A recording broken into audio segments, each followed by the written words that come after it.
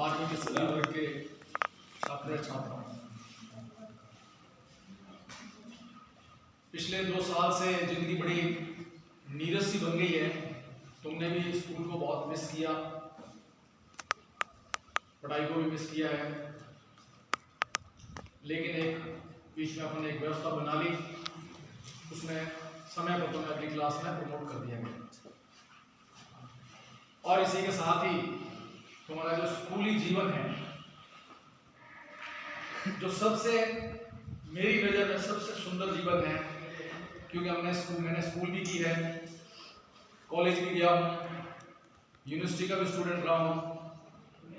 लेकिन यूनिवर्सिटी के स्टूडेंट्स कुछ याद आते हैं, कुछ नहीं आते हैं, कॉलेज के भी कुछ याद आते हैं, नहीं आते हैं। लेकिन मेरी क्लास के जो 35-40 बच्चे थे, उनके चेहरे में आज दिन तक नहीं भूला। वो मेरे लिए एक मेरी बहुत ही कीमती संपत्ति मान सकते हो। और उसमें से लगभग 30 जने आज भी हम जो नर्सरी से साथ में शुरू हुए थे और 10वीं करके, जैसे मैं 10वीं करके निकल गया, 12वीं करके निकल गया, उसमें से 20-25 आज भी हम साथ जुड़े हुए। तो तुमने एक बहुत ही प्यारा जीवन का, हमारे जीवन में जो स्तर आते हैं, स्कूली, उसके बाद में कॉलेज का है, फिर व्यवसाय का है, बहुत सारे जीवन के चरण आएंगे, उसमें से एक बहुत सुंदर चरण तुमने पूरा कर लिया है। और निश्चित रूप से समय आने पर तुम्हें ये बहुत जो है याद आएगा। स्कूल से निकलने के से पहले हमारा ये पूरा प्रयास रहता है कि जो स्कूल के छात्र हैं, तुम यदि बाहर कुछ ऐसा करते हो, हम तुम्हारे कुछ नहीं लगते हैं, हमारा एक रिश्ता टीचर और स्टूडेंट का था, लेकिन तुम्हें बाद में अनुभव होगा, अभी नहीं मैं पता चलेगा कि इससे बड़ा कोई रिश्ता नहीं। तुम यदि बाहर फेल होते हो, कुछ तुम्हें नुकसान होता है, और फिर वो समाचार किसी अध्यापक के पास पहुंचता है कि फलाना लड़का या फलानी लड़की के साथ ये हुआ है, तो मैं निश्चित रूप से तुम्हें कह सकता हूं कि उसके परिवार में, उसके गांव में, उसके पड़ोस में इतना दुख किसको नहीं होगा जितना उस अध्यापक को होगा कि वो तुम्हारे लिए, वो निश्चित रूप से उसके मुंह से कुछ संवेदना के शब्द निकलेंगे। आज इस गेट से बाहर निकलने से पहले यदि तुम प्रण कर लेते हो कि मुझे मेरे व्यवसायिक जो मेरा बाहर जो जीवन आएगा, उसके अंदर मुझे बड़ा ही अनुशासित रहना है, प्रेम से रहना है, मानवीय दृष्टिकोण लेकर के रहना है, तो वैसा तुम रहोगे। प्रण लेके देखो, कभी किसी चीज की कसम खाकर देखो, कसम तुम खाते ही नहीं हो, प्रण लेते ही नहीं हो। यदि तुम प्रण लेते हो तो तुम्हारे अंदर वैसी ही ऊर्जा पैदा हो जाती है। ये लोगों ने अनुभव किया है, मैंने अनुभव किया है। प्रण ले लें कि मुझे आज पूरे दिन पानी नहीं पीना है, तो निश्चित रूप से प्यास नहीं लगेगी।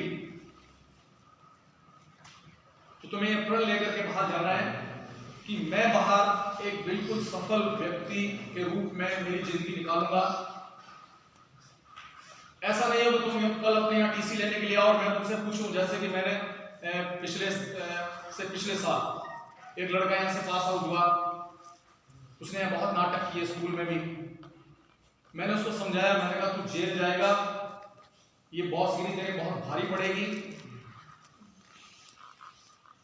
और ये बदमाशी का जीवन होता है, ये हमारे हमारा जो सभ्य समाज है, इसके अंदर एक्सेप्टेबल नहीं है, उसमें मान्यता नहीं है उसकी। किसी भी अपराधी को मान्यता कभी नहीं मिल सकती जब तक मानव समाज बैठा है। किसी भी गुंडे को माई बाप नहीं बना सकते, किसी भी गुंडे को हम हीरो नहीं बना सकते।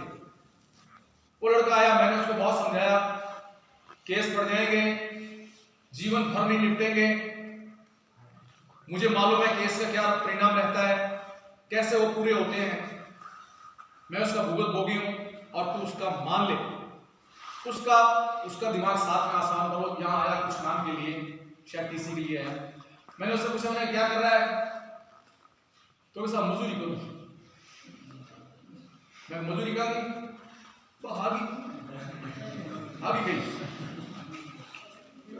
गई कौन सी, दारू की गाड़ी चलाना। मैंने कहा तेरे पिताजी मना ही नहीं करते? तो सब पिताजी भी यही काम करते हैं। तो उन्होंने तेरे को समझाया कि मैं रुक गया, तू भी रुक रहा है। तो सब पिताजी तो कभी कभी से इमरजेंसी बहनी जिंदा से बात क्या हुई। तो मैंने कहा केस कितने बढ़ गए तेरे ऊपर? तो सब एक बार बता, एक केस बना, 2 केस बनेंगे, 3 केस बनेंगे, वो हमारे समाज से बाहर, वो हमारे एक्सेप्टेबल नहीं है। इसलिए हमारी जिंदगी के रिस्पॉन्सिबल 100% हम हैं। 100% जिम्मेदारी सफल होने और असफल होने की जिम्मेदारी हमारी है। हम दोष देते हैं कि टीचर ने ऐसा कर दिया, अरे यार मार भाव तो पन्ना निहारी का वीडियो, या हमारे यार पड़ोस में मैंने न थका, माँ बाप भाव गुजर गया। नो एक्सक्यूज, कोई एक्सक्यूज नहीं होता है, कोई बहाना नहीं होता है। इस जिंदगी के जिम्मेदार 100%, यदि मैं क्रिमिनल हूं तो 100% मैं हूं। किसी का कोई सहयोग नहीं है, किसी का कोई हाथ नहीं है मुझे करने में। तुम कैसी भी संगति बना रहे हो तो तुम्हें दिख नहीं रहा कि तुम कैसी संगति में जा रहे हो? कभी विचार नहीं करते हो क्या? थोड़ा सा विचार करो, बैठ करके शाम को खाना खा के सोते समय विचार करो कि मेरे आगे से इससे मुझे क्या फायदा मिलने वाला है। तो सबसे पहला पॉइंट मेरा तुम याद रखोगे, अनुशासित जीवन जीना। किसी भी प्रकार के अपराध और क्राइम से दूर रहना। ये सब दिखावटी चीजें हैं। दाऊद जितना बड़ा, ओसामा लादेन बड़ा जितना कोई क्रिमिनल नहीं होगा। क्या हुआ उनको? बड़ा पैसा था उनके पास। आज दाऊद पता नहीं कहां छुपा हुआ है। भारत सरकार बोलती है वो पाकिस्तान में बैठा हुआ है। कभी समाचार आते हैं कि वो बीमार है, कभी बताते हैं कि उसको 10 गाड़ियां बाहर निकली, उसमें से किसी एक गाड़ी में दाऊद जो है हॉस्पिटल गया है। डॉक्टर उसके पास नहीं आते कि जाए, पीछे से ड्रोन का हमला हो जाए। उसकी दादागिरी का क्या फायदा निकला? वो जीवन नहीं जी सकता अपना, अपने बच्चों के साथ नहीं रह सकता, अपनी बच्चियों की शादियों में नहीं जा सकता, अपने परिवार के समारोह में नहीं जा सकता। पैसा क्या करेगा वो? तो क्रिमिनल कभी सुखी नहीं हो सकता। इसलिए यदि जीवन को सुखी रहना है तो अनुशासित जीवन से जियोगे। लड़कियों के लिए भी यही बात कह रहा हूं। तो मैं सबसे पहले, तुम 12वीं क्लास पार होकर के निकली हो, तुम्हें बोलने का तरीका होना चाहिए, सलीका होना चाहिए। सामने वाले को लगे कि बच्ची 12 पढ़ी हुई है। मैं किसी शादी के अंदर जो है टैंकर में रात दौड़ी चढ़ू पड़, तभी मुझे पीछे से एक आवाज सुनाई दी कि ये कोनी को मस्त हो। मैंने पीछे देखा, लड़की जो है दूसरे को बता रही है कि हमारा वो लड़की मुझे मालूम है मेरे गांव में कहीं हुई है, और अभी समय वो शायद GNM की हुई है कंपाउंडरी। वो साइंस की बच्ची थी, क्योंकि मेरे स्कूल में सांचौर में सिर्फ साइंस की बच्चियां होती थी, बाकी आर्ट्स में और कॉमर्स में बच्चे नहीं लेते थे। मुझे बड़ी हैरानी हुई। मैंने कहा इसको अभी तक बोलना ही नहीं है। वो मतलब दूसरे को देखते नहीं हो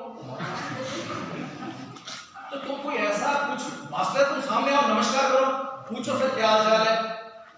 वो तुमसे पूछेगा तुम क्या कर रहे हो। बहुत सारी बच्चियां जो मैंने जैसे हायर सेकेंडरी गर्ल्स में पढ़ाई है, तो बहुत सारी बच्चियां फेसबुक पे कभी उनका मुलाकात होती है, बोले सर मैं फलानी जगह टीचर हूँ। मैंने कहा मुझे तो कुछ भी याद नहीं, कुछ चेहरा भी याद नहीं, कुछ भी याद नहीं। वो फोटो भी भेजती है। मैंने कहा नहीं, अब कुछ भी मुझे समझ नहीं आ रहा कौन।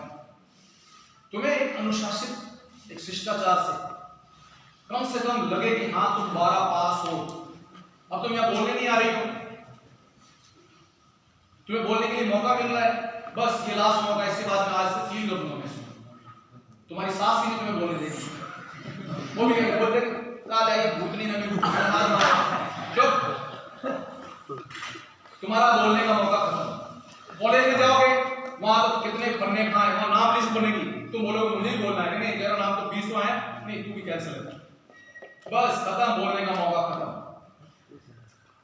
तो जहां मौका मिलता है, किसी चीज का मौका मिलता है, उसको छोड़ो मत, कभी मत छोड़ो।